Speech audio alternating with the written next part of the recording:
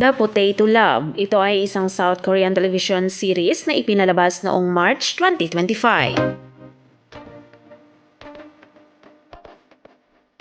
Ang The Potato Love ay isang romance drama na itinakda sa Mountain Valley sa isang potato research center.